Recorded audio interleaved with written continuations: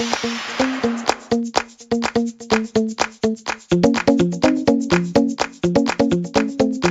everybody. Welcome to La Lista, a LatinX writers podcast. I am your host, Ruben Mendive. And today we have a brand new guest here, still in the pandemic, so still in the new year on Zoom. But I'm still excited to have them on. I like to start every conversation by having my guests introduce themselves. So your name and how you identify for the people at home. Hi, I am Marcus Jones, pronouns he, him. I am an Afro-Latino entertainment journalist currently working at Entertainment Weekly. My follow-up is always, where are you from? So when people ask you, where are you from? What's the short version? What's the long version? Is this like the kind where you're trying to like suss out what someone's race is? Or is this? Absolutely. It's like no one ever asks you, like, where are you from? They're like, tell me your life story. Right. No. So I am from Montgomery County, Maryland. Born and raised. It's more outside DC than Baltimore. I grew up in the era of when like The Wire was on TV. And so I always had to like make that clarification. Mm-hmm. But yeah, so my mom's 100% Puerto Rican. She's from the Bronx. My dad's mixed, but was raised by his mom, who's half African-American, half Afro-Cuban.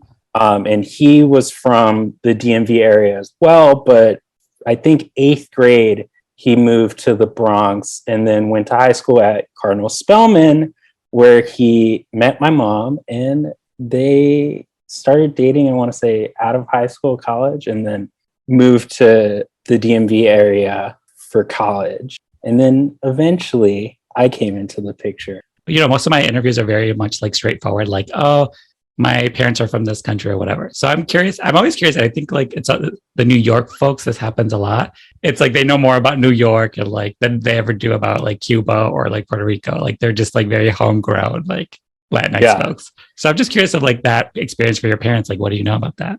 No, that's like the wild thing, because especially talking to other Latinx people, there's a lot of like first generations, even within the area. I would say in my particular part of Maryland, it's more like Central American people. Though it was always interesting. Like, I think I was one of 2 Puerto Ricans that were in my class, like through elementary to high school. Because I did that thing where I was like in the same area the entire time I was at school.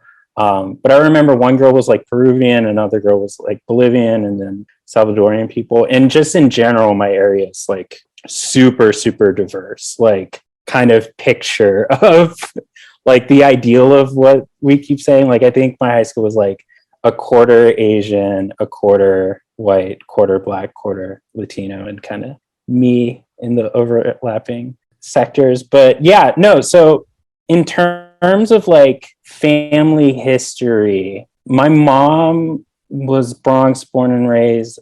I do not know if she's ever been to Puerto Rico. And then her mom and her 3 siblings also grew up in New York. And so I want to say, what does that make me, like 3rd or 4th generation on that side? I always just say like deep roots, like deep New York roots. And same with like, my dad's also very fascinating. Obviously, I really only know my grandma's side of the equation, but he was raised very close to his grandmother, who, like I said, was mostly Afro-Cuban, Afro-Caribbean.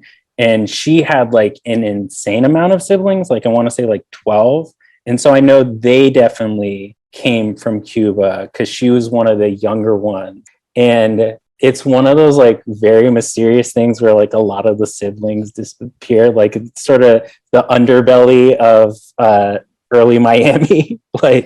And so I'm definitely fascinated. I do want to learn more about it. But in terms of like the identity that I identify strongest with is probably like a New Yorican, because like that my entire life I would go to the Bronx a lot, and that was the fan I would see. And my dad's side doesn't have as much family that's living or that's as closely related to us. And so like, what was it like growing up in Maryland? You know, I don't think I've ever been, and you said it's closer to DC. So I'm just curious of like, how would you describe it for someone that's never been there? I'd say it is very similar to LA in the sense of the city and the neighborhoods are very like mixed. Like on one street will be like a main street with all these different stores, and even in as you get outside of DC into Maryland, like Bethesda is looks very much like it has stuff that looks like the Beverly Center basically. But I'd say that it is, I grew up in the suburbs. Like I said, it's uniquely diverse, and that is like more than just racially. And so it was complicated. Like I love that I grew up here because I was so close to a city with so much culture, because DC does have the free museums, and we really did take advantage in a great theater scene as well. But my particular area, because I grew up in Germantown, Maryland. There is a town right next to it that's like my high school's rival, that is like sort of like Trump country, basically. And for elementary school, I went to school closer to there. And then for middle school, a lot of the people from that area came to my middle school. So there was definitely like, despite everyone being exposed to all these different cultures, there was like a huge amount of racism, which was not fun. Yeah. Yeah. And so, like, what was your household like? How would you describe your household? What was it like growing up? Well, my parents are like younger than a lot of the parents that were like of people I went to school with. They're Gen X. And so like it was really fun. Like to be honest, it was like a privileged background, like because as I was growing up, my dad shifted to becoming an entrepreneur. He was a real estate appraiser. And so he was home a lot.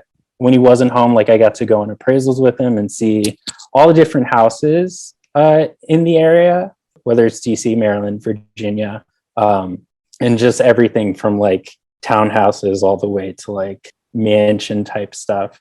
And so I got a really good sense of the area, and we would always like, I was big on reading like what were the cheap eats. And so we would always like try different restaurants and stuff. Like I'd be like, I want to try this Colombian place that's in this specific area because we're already going to be over there. But yeah, it was like just my dad's kind of a big kid situation where like wanting to give me the stuff that he didn't get. And so like I had a jet ski at one point. I had a dirt bike at one point, and it would always be like these crazy adventures where like my dad was like, oh, I found like a trail that we could ride dirt bikes on. And when we get there, the car just keeps going up and up and up the mountain until finally I realized the trail is like at the top of the mountain, and I'm still learning how to ride the bike. And if I fall over the side of the trail, I just go tumbling down a hill. Oh my God. Yeah. And so it was a lot of fun. And apparently I was like a big reader early on, but then I really was just immersed. Like I would just watch movies constantly until probably like 10 years old is kind of when I made the shift to watching TV. But the other great thing too is that it was a time where I could always, because representation was important to my parents as well, it felt like it was a time where I could always find something. And because I'm Black and Latino is what I used to say before Afro-Latino really came into prominence, it would be situations where like I remember my favorite character was Storm from the X-Men because she was like the most powerful Black mutant. And then as I was watching TV, like my parents made Taina in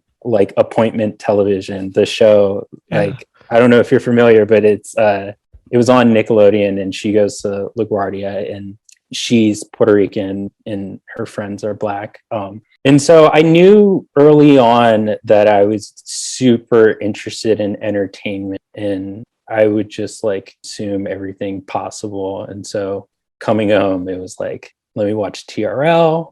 Let me read stuff like Vibe and Disney Adventures and eventually Entertainment Weekly to see what movies I need to see. And it was very important to me to see like the Best Picture nominees and stuff like that. And I will say that like my area is so big in like STEM, like science, technology, math, that there weren't a lot of people interested in entertainment as a career to the degree that I was. I'm always curious about people during their high school years. So like 14 to 18, I frame it in these three questions. Who were you? Who were you pretending to be? And how do you think other people saw you at this time? I was listening to your interview with Tanya Sriracha, and I like that she's like, I'm a Sagittarius. Like, I can't lie. And so I think the pretending was in middle school, like pretending to be something I'm not. And that was like kind of when I was trying to go to the preppy side, like I'm only going to wear American Eagle everything. But no, by the time I went to high school, I'd say like I was unfiltered in ways both good and evil. Like, Yeah. here's the thing. And honestly, like, you can let me know if I'm wrong, but I feel like when people talk about their childhood, at least in the time I grew up, I basically grew up like aughts and early tens. Like I'm class of 2012. I feel like people don't cop to if they were a bully. And like, I was definitely like, there were definitely people who would consider me a bully. Now, what I will say is that it's the hurt people thing where it feels like everyone was trying to get the target off of them. And so like I said, I went through a lot of racism to the point where I would hear, it felt like during a period of time, it felt like I heard or was called the N-word like like every day. And so there was kind of a little bit of like moving the target off my back, or like we talk about that was the time where people are like now deleting their tweets from that time because it was such like an edgelordy thing. It was something that I like through the years kind of eased out of. And so early on, I was just very combative, like socially. Like it felt like I was always on the defense. And then I kind of like pulled away from high school towards the end. Like I had a half day schedule in my seat. And so I was like in and out basically. But I was like very involved in school. I mean, there was a gifted and talented program. And so that meant that I had a lot of my classes with this specific group of, I want to say like 40, 60 kids, probably like closer to 40. And so I was around them a lot. The funniest part is that like my parents, I was naturally like interested in school, and something that ended up happening early was like me noticing like they give the best teachers for like the harder classes. And so I just wanted to be taught by the best teachers. And that's why I always pursued like the harder classes. But by the time I got to sophomore year, I knew what school was like my number one choice for college. And I started looking through like the US World and Report rankings or whatever, and saw like the averages for everything, and saw that my GPA was like well below it, and my PSAT was like well below it. And so I knew that they factored in activities. And so by junior year, I did like a complete transformation where I was like negotiating like I was the Secretary of State with my teachers to give me A's, and trying to get my grades up so that like by senior year, I think I was eligible for like 5 honor societies. But I also started swim, I want to say my sophomore year, and became captain my senior year. I had always been involved in drama, because like drama club, to specify. I was involved in a lot of personal drama, but drama club as well. All of that to say, junior year, I also played Lumiere in Beauty and the Beast. And so I was in a bunch of different corners of my high school, from like the academic stuff to theater to some sports. So yeah, I don't know. It's a very complicated high school experience. And so like, what'd you do after high school? Like, what was the plan, and did things go according to plan? Yeah, so I was always interested in film, and eventually television a little bit. And so my parents did not want me going to school in LA, and eventually I kind of agreed with them. And so NYU had been my top choice. since sophomore. And it was a little bit of like through school kind of talking yourself out of what you want. And eventually it came to the decision where like, this is what I want. I'm going to figure out how to make it work. And so, yeah, it was like I went to specifically the Gallatin School of Individualized Study with the hopes of learning the entertainment business, like the business side of entertainment, because I had gotten to a point where my dad was like, we bought you like everything from like a camera to the Lego movie maker, and like you didn't use any of it. So like, I don't think you want to be a director. And I'm like, that's probably a little more accurate. And so Gallatin's amazing, and it's an interdisciplinary program, and the classes are so interesting in how they mix different subjects together. But I also got to bounce between Tisch School of the Arts, which is like a very good film school, and Stern School of Business, which is a very good business school. And they actually had a minor that was like entertainment, media, and technology. So I took a lot of those classes. But that's like the school side of things. And then something completely different was happening on the professional side of things. Interesting thing about high school and sort of gaming the system to get myself into NYU, because I told you I was freaking out about my grades. One of my dad's closest friends from high school is in this thing called executive search. And so in between my junior and senior year of high school, I went to intern for him, and it was a paid internship. Basically, they find VP level and C-suite level candidates for specifically tech companies at that time. And so I was looking for people who would be like general manager West Coast of Uber. And I think they like found all the executives for stuff like Gilt Group and Zynga, which made, I think, Words with Friends. But like for me, it required just like looking through LinkedIn's all day and being like, this person looks good because of this and that. And a little bit of like sitting in on meetings. I was not the best intern, but given I was maybe like 15, 16 years old. But all that to say, Gallatin lets you intern early for credit. Although I ended up in a paid internship, but my second semester, I had a class with this girl who I found out later was already an established freelance writer. Did you ever hear of Rookie magazine, the thing that Tavi Gevinson started? I don't think so. Oh, so that was like in the late 2000s, early 2010s, because Tavi was like, she had, I think it was a Tumblr called Style Rookie. And so she became like a personality in New York media that got invited, like she was 12 years old getting invited to like front row fashion shows. And so she started a platform that was a lot of cultural writing and personal essays and stuff for like teen girls, basically.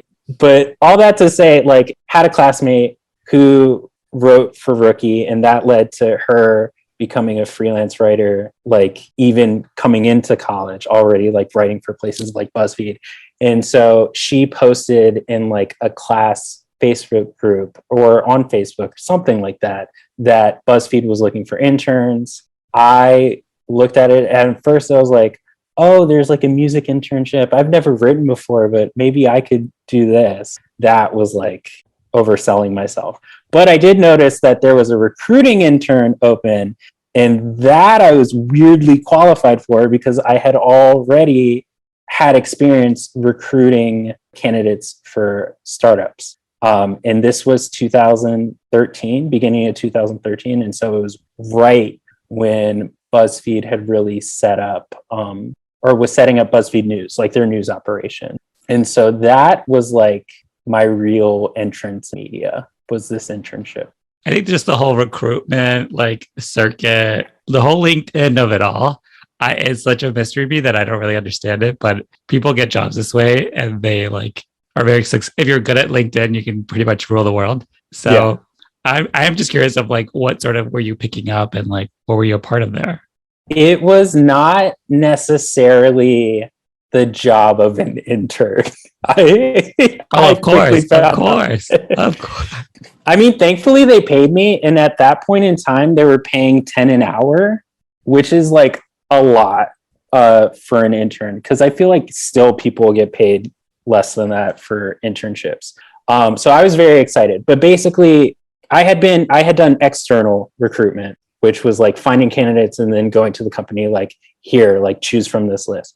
And this was internal recruitment. And so the other side of the job board is basically there's like a database. I think at that point we were using Job Score, but now you see like stuff like Workday a lot, and I haven't really used that. But it creates profiles for the people you hire, and also it supplies you all the applications, and you can put your email down and then get the application sent directly to your email. All this to say, my email was just nonstop with applications. And so I was looking like hundreds of resumes a week, and the job searches that I was specifically on was a lot of like ad sales. And eventually I was doing like the phone screens for people.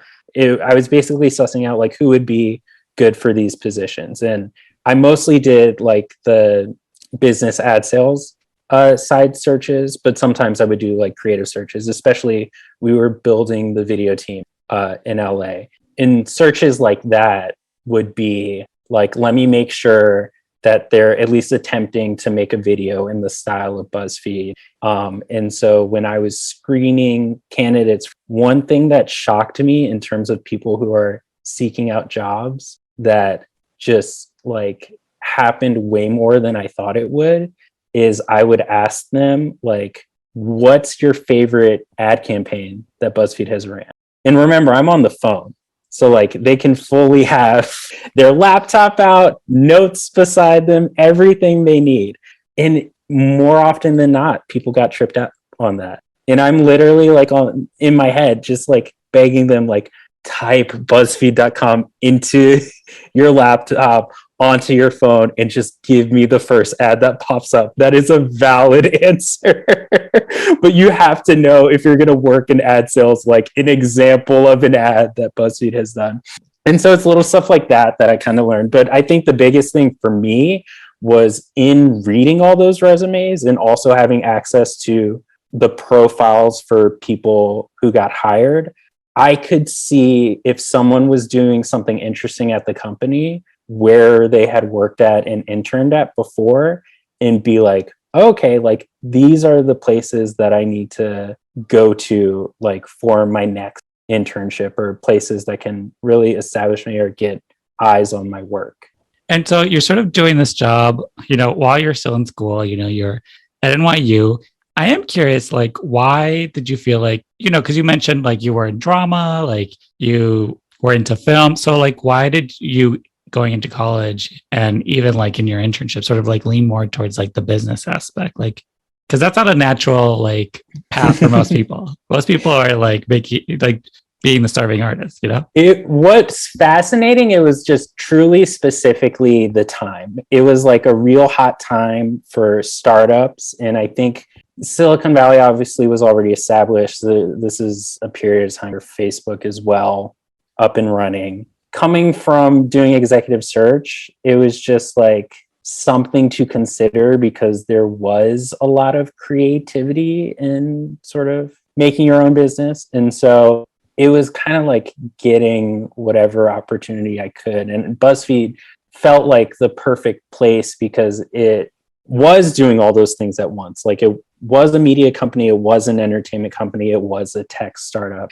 And being in a position of recruitment, I got to be involved in all of it. And because I worked with the hiring managers, I was on a first name basis with people like the CEO, Jonah Peretti.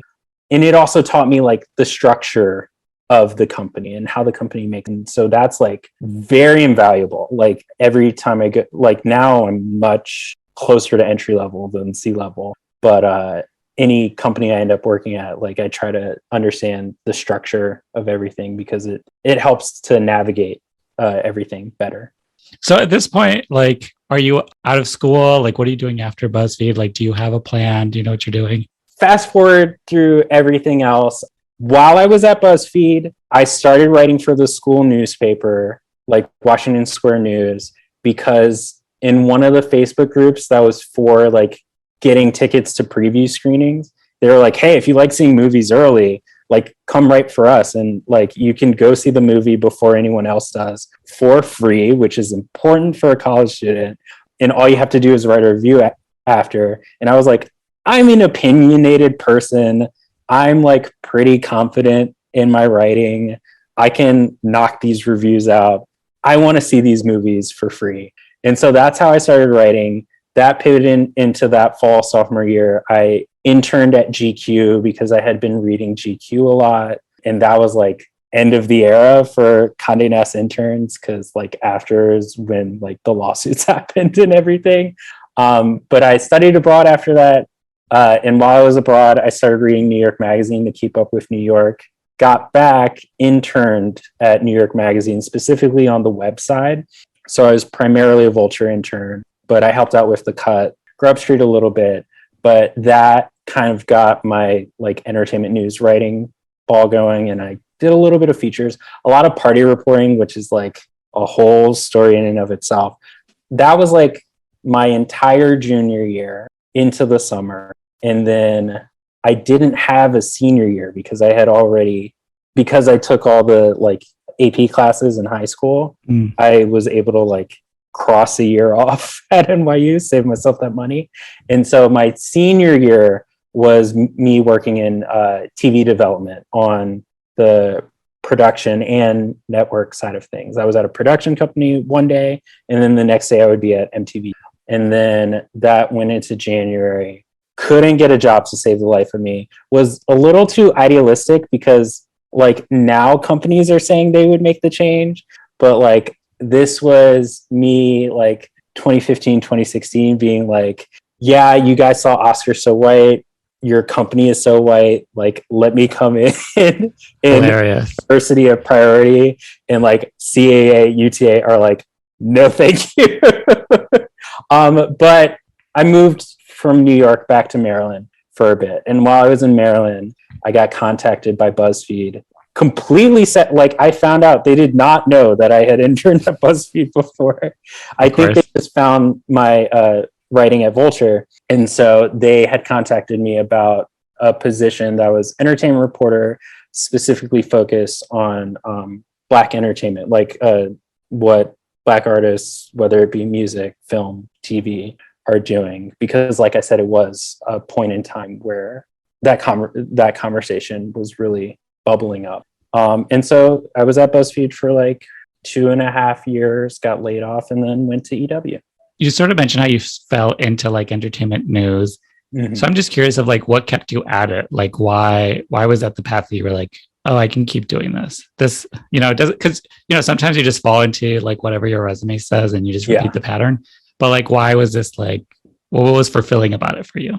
This oddly gets back to high school. I'd say that like the reason why I kind of began a little more like isolating myself was it felt like I was in a situation where I had a deep belief in myself despite being around a lot of negative energy. And so when like I said, I entered writing for the school paper with a lot of confidence, like this is something I can definitely do. And then I ended up getting great feedback on it. And then I ended up getting great feedback, like entering into the internship at GQ. And I just really at that point was doing my research specifically on like, because sometimes people just want any job that they can get. And so the applications are not going to be as personalized, but I was so like dead set on working at the places that I applied to. Mm-hmm. And so really when I hit New York Magazine, I was just doing like, it felt like I was proving myself right. I was doing a really good job at it. And I knew going in, like I was obsessed with entertainment to not in unnatural level, was able to like quickly write these stories, felt really good about sharing pitches and got really great feedback. And so it just something that constantly felt good. And it was something that I was always interested in. And like, it never lost its fun, because initially it was like, this is a cool way to make money. And then as I kept doing it, I was like, I feel really good about the work that I'm doing. It sounded like you hit the ground early and you sort of like had specific goals. So just like, I don't even want to say like advice for people that are like, let's say you have like a goal, like you want to work at like GQ or you want to write for a certain magazine. Like, what is the strategy for that worked for you? It's really do your research, personalize it, because every publication has like a specific kind of voice. And you want to make sure, this is why I'm pro cover letters, by the way. This is a controversial stance, but people get your resume and that's something that you can read in 2 seconds. If you're lucky, they'll do the interview with you and maybe you'll get a chance to show that you've done your research there, or maybe you'll get a chance to show that you're the type of personality that fits well into the office. But while I was working at BuzzFeed, when we were kind of making final decisions, it really helped a lot, especially for editorial jobs, to have that cover letter there. Because we're BuzzFeed and they did their research, they knew that they could be more of a casual voice in it. And in that cover letter, really show us that they know what BuzzFeed is. Their writing is a good match for what they would be doing at BuzzFeed. And so I think like when I was writing my cover letter for GQ, it was like mentioning stuff that GQ had mentioned before. I think I mentioned like Umami Burger had just opened up in New York. So I was like hitting the food. I mentioned Alexander Wang sample sale before he got canceled. But I was mixing in like stuff that they were already talking about and writing in a way that I had seen them write before, because that's not a bad thing when you're starting out. If you're starting out in writing, like you're going to be writing in a way that already works for the publication. Everyone's their own person. So you'll find your own voice eventually. But same with New York Magazine. Like I was saying in the cover letter, like this is the type of story I want to write. These are the type of writers already there that are kind of my influences. And in the interviews as well, if you're applying for a magazine, one uncommon thing that I think is helpful to think about is who would you put on the cover? Because that happened in my GQ interview and my New York Magazine interview. And GQ, I got like 3 out of 4 right, something like that. But that's like a good thing to think about. Like you really should do your research on the publication that you're writing for, that you want to write for. Because if you show them that like you get what they're doing, they like really appreciate that, I guess. Whereas some people come in and the idea is like, oh, I need to be different. And that doesn't work. Like, don't think too hard in the beginning about like, here's how I can be different, because then you're kind of trying to break something that doesn't need fixing. I'm curious about your time, at BuzzFeed News, just because there was a period where it was like, they were really like pumping a ton of stuff into that news division. I mean, election cycle always helps, plus regular BuzzFeed stuff, plus like a Today Show type equivalent. So a lot was going into that. Super, like there's so many different eras, and it's like, it felt like BuzzFeed was the canary in the coal mine in terms of like what makes a viable digital media business. And I mean, TBD on BuzzFeed right now, like it's sort of in a rebirth, I guess, like a nascent period, because I guess it just went public. But yeah, no. So what was fascinating was it felt like I was on the tail end of things, or bookends.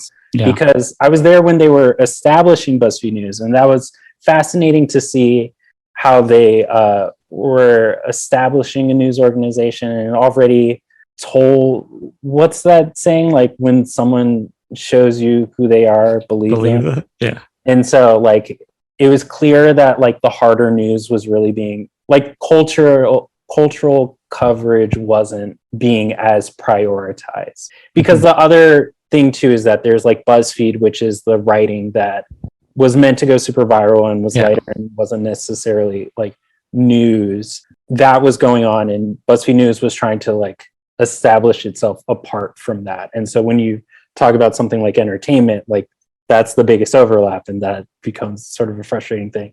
But yeah, no, it was interesting to see, like, in the beginning, like, they really used the politics section to establish themselves, and I would say that worked really well, especially as the years had gone on, because I think the claim to fame was originally something like, I think BuzzFeed got McCain's endorsement of Romney, something along those lines. I think that was BuzzFeed's first story. But anyway, so it was interesting to see how they built a news organization. And then when I came on in 2016, they had already gone through establishing podcasts with stuff like Another Round. I love that podcast. It's so good. And I really miss it. But yeah, I came in sadly towards the end, like coming in, part of the reason to come back was like, oh my God, I want to be a guest on Another Round, which sadly never happened, but I don't know, maybe someday.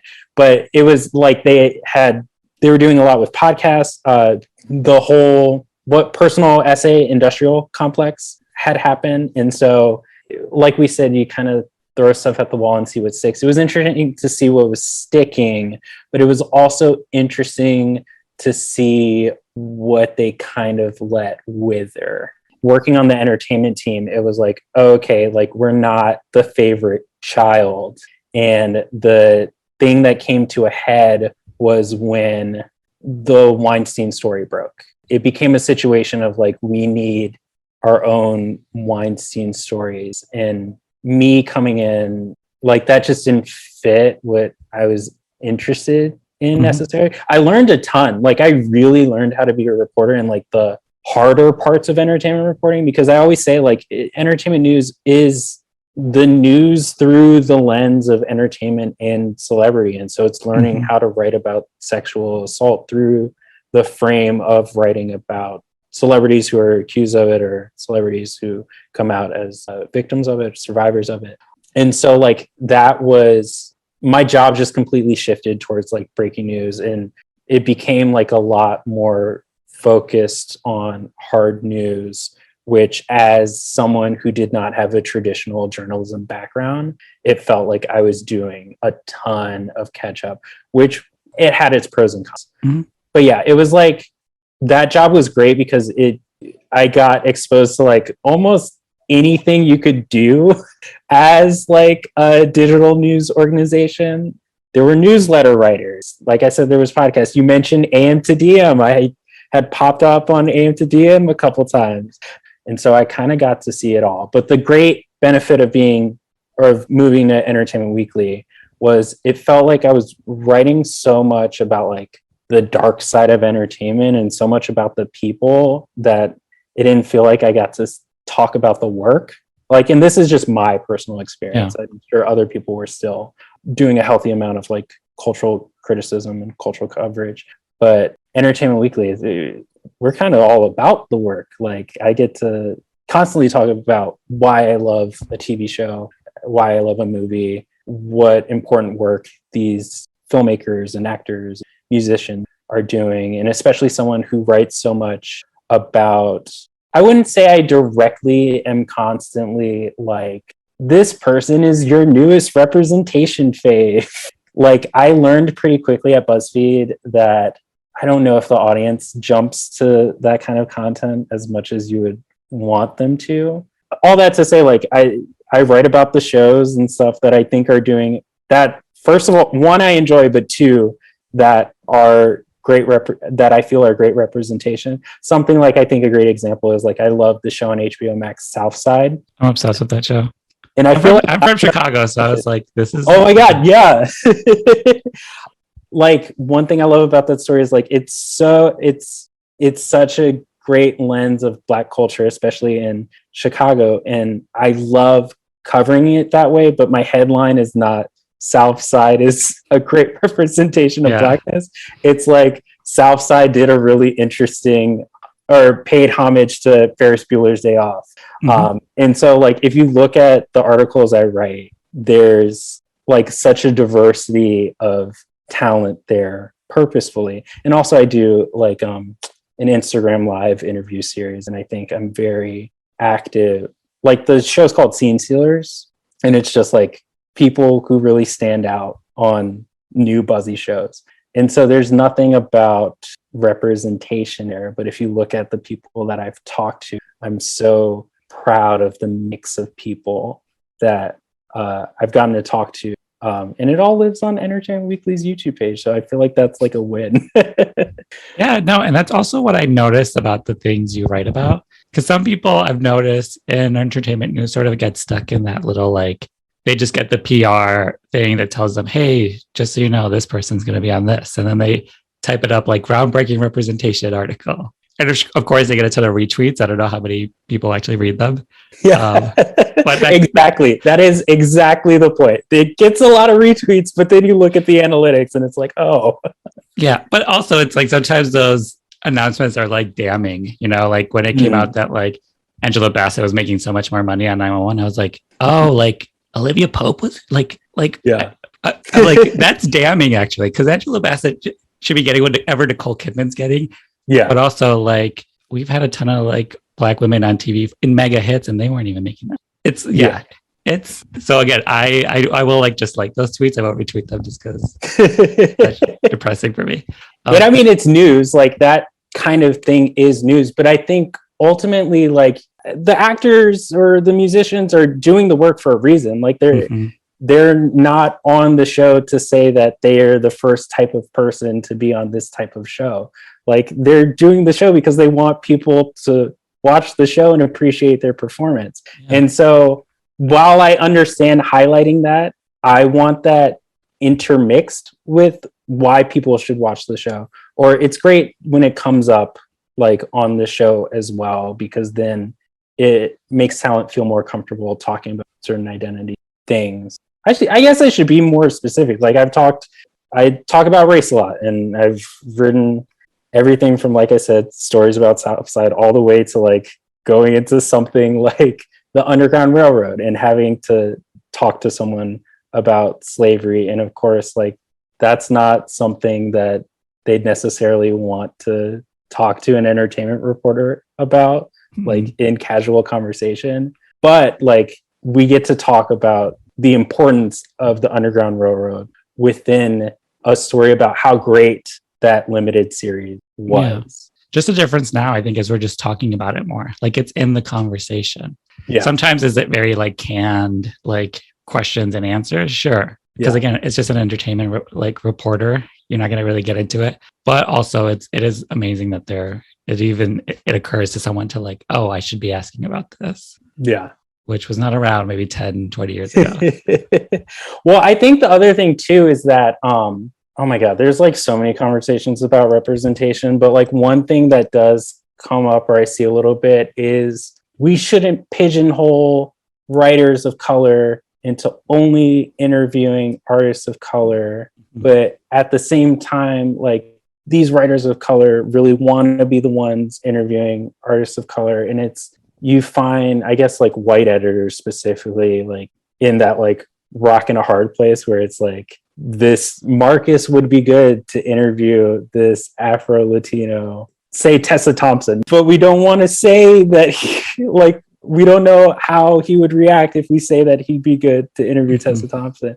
And the pushback that I have said to people is that just by the makeup of media in general, and the people who have jobs like me, because I am a rare bird within this industry, there is not a lot of entertainment reporter jobs, and there are not a lot that are filled by people of color. And so the thing I always say is that like the makeup of media is already white, and so the default for interviewing these artists of color is usually white. Like if you have someone like me on staff to interview a Black artist, a Latino, like that is not the norm. And so I personally think, I guess this is talking myself up, but just talking up other writers of color in general, I personally think it would be beneficial to be the one that are finally like, we have a Black writer interviewing a Black artist, Latina interviewing Latino, et cetera, et cetera. And so, yeah, it's one of those things where like people totally overthink it. And there are writers of color who will tell you that I feel like I'm only available to writer or to artists that share my background. And I get that. I totally get that. But I do think that in my experience, sharing the same background as talent has been really beneficial, and at times has like loosened them up and made them feel a little bit comfortable talking about things they may not have before, because they probably would have felt a little more uncomfortable talking about situations like slavery content with a white writer. That was my soapbox moment, hopefully. Yeah. But I'm curious in the sense of like identity, and this goes for your work, but also just you as yourself. Like in terms of work, like, do you think people lean on you more to do like Black sort of content and interviews than they do Latinx? And also just your own like sort of journey with that within yourself. Like, what's that been like? Yeah, I think people forget that I'm Latino. Well, I think partially so BuzzFeed was my first full-time job, and that in the beginning was specifically, here is a person who is going to focus on Black artists. That's like the initial comfortability with talking to primarily Black artists. I think the thing that I might be a little bit self-conscious about is that I don't speak Spanish. Like I said, a lot of generations here, and so I kind of got lost in the fold, sadly. But hopefully it's a new year. The other thing too, and this is like a very important point to make, because, oh God, this might be so complicated, but I think in terms of talking about representation, the primary discourse kind of covers a Black-white dichotomy, and Latinx identity, more than any other identity, ends up kind of caught in the crossfire to where people don't realize that there really isn't a lot of content that's focused on Latinx people who live in the United States. Mm-hmm. Like, it's been such an uphill battle, and we see so many shows come and go. I mean, I think right now, what can we name? Gordita Chronicles is coming. I mean, can we get to one hand? But yeah, so that was a situation too where there's a scarcity of projects to write about, and so I would love to write more about Latinx content, but there really, in terms of TV and film, there's really not a lot there. And I think when something like In the Heights happens, for better and worse, you get a conversation of, there is a right way of pointing out colorism, because that is an accurate description. But then sometimes when you talk about Blackness within Latinidad through an African-American lens, there starts to be people who share bad faith arguments that end up sounding like, you can't be Afro-Latino unless you are someone who identifies as Latinx that has dark skin. If you are someone that we would consider light skin, but visibly Latino, it's like, oh, you're lying about your heritage. You can't claim Afro-Latino. And especially being Puerto Rican, which is like very much a mixed identity, like the Puerto Rican nationality is one that is mixed with Native American, white, Black. Like, that's a little like that. Like, I understand that conversation, because colorism is a very real thing that we do need to talk about. But there tends to be times where there's immediate erasure, or there's unrealistic expectations. Like, if you're setting something in New York City, there's going to be a big Afro-Latino community. But if you're setting something in, say, Texas or parts of California or things like that, like, there are specific Latinx identities that live there. And I feel like my experience of LA is one of more segregation than I'm used to, coming from DC and New York. And so I can see why Hentified has only one Afro-Latino lead character, and she's from they specifically say the character moved from New York to LA, which I think is very accurate. But yeah, it's such a naughty, like, conversation. But and it also doesn't help that it's like concentrated on Twitter, which is the worst possible way of doing this. Because I totally feel caught in the crossfire, because here I am seeing something and being like, I'm excited to write about a Latinx project, but now I'm having to navigate whether or not I'm like taking them to task for not having a Black character, even though it's set in a place that could realistically not have a Black character. Obviously, like, we want as much representation as possible, but also like specificity can lead to a story being universal. And so like you don't want to put too much roadblocks. Like, I think I will say, like, that's a roadblock that gets in the way of Latinx content that I think at times can be unfair, because that there are Afro Latinx people. Anything that has a Latinx class must have someone who's Afro Latinx. I mean, if you want to do the flip side of it, like, there are Black Latinos. Blackish now has to have an Afro Latino like in its cast. Like, that would be great, but like it got away with doing it and still is a good show, like a decorated show. And so there's not a lot of Latinx content, but there is a lot of naysayers coming from good faith, bad faith, all different sort of backgrounds. Anytime something really launches, that part I kind of a little bit discouraging. And honestly, I'm probably going to get in so much trouble for this. So apologies to Twitter, but I do want to ask you about Entertainment Weekly. So like, what are some of the things that you've done there that you are really proud of? And also like, what is the type of stuff that you feel like is your go-to and the things that you are always excited to write about?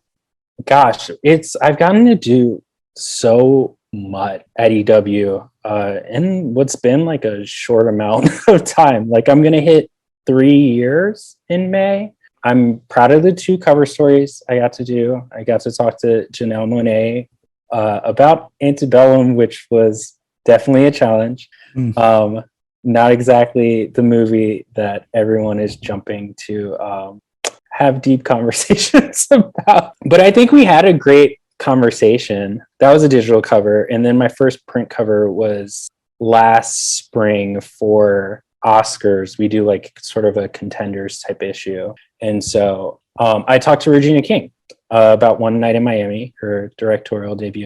And that was a big moment for me.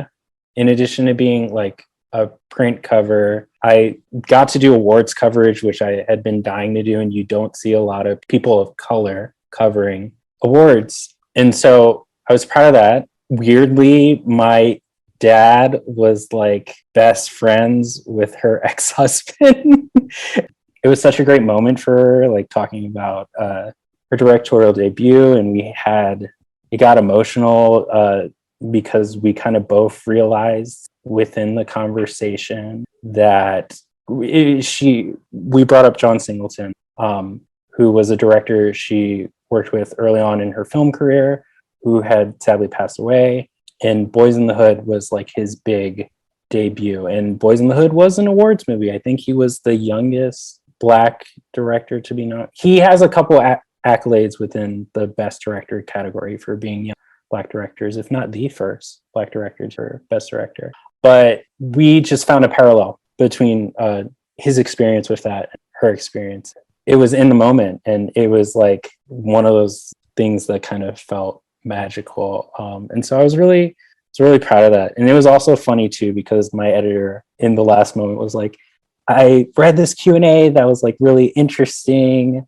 Do you think that we could change it to Q&A format where like we would post her questions and her answers? And so I had to like go into the conversation last minute being like, everything I say could end up like on the page. And so I need to be very careful with my work. But yeah, I don't know. Other stuff, like I said, very proud of Scene Stealers. Very proud of the music coverage I've done, because that is something that was unexpected. I had kind of shied away from music writing when I was at BuzzFeed. And so when I got to EW, I was like, I don't know if I'm going to do a lot. But then I think the first major one was like, we need a volunteer to interview Jimmy Jam and Terry List. And I was like, okay, well, I've been recently listening to them nonstop, and I feel like people aren't raising their hands, but I would love to talk to them for an hour about like writing Janet's biggest hits with her. And so that's led to interviews I didn't even think were possible. Like I got to talk to Lil Wayne for like half an hour. And so that's a slice of EW that feels like something that I get to take a little bit of lead on. But yeah, it's one of those things where it just feels like I'm constantly trying to evolve, and we've been through a lot of changes even within the time that I've been there. And so it's kind of sticking to the projects that are important to me, which is covering entertainment stuff that hopefully offers great representation for people of color or people from marginalized backgrounds. I love to highlight it all. And I'd say right now, like what I'm having a lot of fun with is Euphoria is back. And so I'm taking the lead on that. I've seen that. Got a lot of coverage of it, hopefully coming in, but it was nice. Even I think it launched when I was starting at EW, and it was fun to see people see it become the show it is now. And so that part of it is also fun, spotting projects that I get to be an advocate for. And it always feels great when other people end up falling in love with it as well. I'm always curious about the writers that my guests are a fan of. So who are some of the people, these could be friends, peers, people you creep on social media who don't know who you are, but who are some of the people that you're obsessed with their writing? Some younger people that I think are doing really interesting things, and this is not an exhaustive list, so apologies. But Izzy Ramirez is managing editor at Spoon University. She's someone that I've paid attention to for a while. I think in addition to food media, she's written about climate crisis. I forgot where she was last because she's been at Spoon for a while. But that's also like a publication that's great for people, young people in college who are trying to get into writing. And so that's a good person. Another one who I guess is a freelancer right now, but has popped up on Insider, wrote some stuff for Rolling Stone recently, is Moises Mendez II. And he does like internet culture writing. So it's a little bit of like entertainment, a little bit of like social news, I guess, stuff happening on social media. That was the thing that happened on Rolling Stone. He is like the only person to write about surviving Sophia in depth, which was like this big social media scandal that happened. And so I thought that was impressive. And then the last one is I'm going to shout out my former Meredith colleague, because People is like the sister publication at Entertainment Weekly. I didn't really know that until I started writing for Entertainment Weekly. But he just moved to Rolling Stone. His name is Tomas Mier. Okay. I feel like I butchered that, and I apologize, especially to Tomas, because all I've had to say out loud is, hey, Tomas. Yeah. But Tomas, Mier, and he's at Rolling Stone now. Yes, big fan of his. He really just blew up. Huge congrats to him. By the way, I would be remiss to not mention my sister in arms, used to be at EW, now is at Deadline, Rosie Cordero. Love her, great personality, such a connector within this world of entertainment. So special shout out to Rosie as well. Absolutely. Someone truly doing the work, Yeah. And so where can people follow you on social media? Right. So Twitter is my main hub. I'm Marcus_Jones. That's MARCUS_JONES. My Instagram, to the annoyance of many people who have been my friends in LA the past 4 years, it's Marcus Jones NY, all one word. So MARCUSJONES NY, like New York. My DMs are open on Twitter. So if you guys have like career question type stuff, because we talked about a lot, you guys can just DM me Twitter. And so I like to have my guests help me title the podcast episode. So the prompt is a blank Latinx writer. You can put in as many words as you want. You can mix them all around, just whatever feels true to you, this conversation, the writing you do. I also use it as a community building tool so that when someone hears the episode, they'll be like, hey, that's like me. I should check this person out. I should check out their work. I should listen to this episode. So what do you got? If I'm being honest about how I usually present myself to people, it would be something along the lines of, like a Black and Puerto Rican parentheses and Cuban surprise journalist now trying to be helpful. Great. Well, with that, I want to thank you so much for being on the podcast. It was such a fun conversation. Thank you for taking us through entertainment news. And no, thank you so much for having me. This is something that I truly appreciate. I mean, I appreciate being a guest, but I appreciate the entire podcast because I do think it's so valuable hearing so many people's stories, because you're always going to find one nugget of information that's going to really make the difference for you. And so, yeah, I advise people